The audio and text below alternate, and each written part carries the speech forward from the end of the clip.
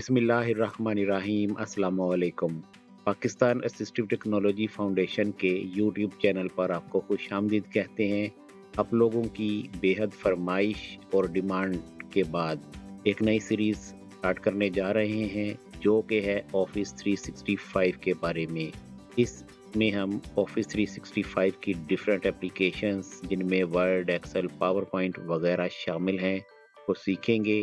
सबसे पहले हम बात करेंगे माइक्रोसॉफ्ट ऑफिस 365 और अदर वर्जन्स में क्या फ़र्क है।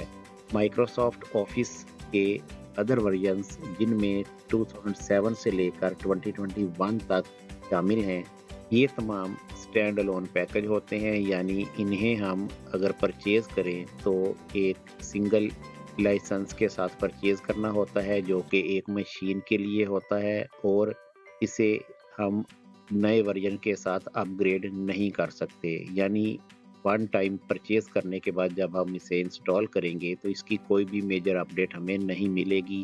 चंद एक सिक्योरिटी अपडेट्स ज़रूर होंगी, लेकिन अगर हम कहें कि हम 2019 को परचेज़ करते हैं तो ये ऑटोमेटिकली 2021 में अपडेट हो जाएगा, तो ऐसा नहीं होगा।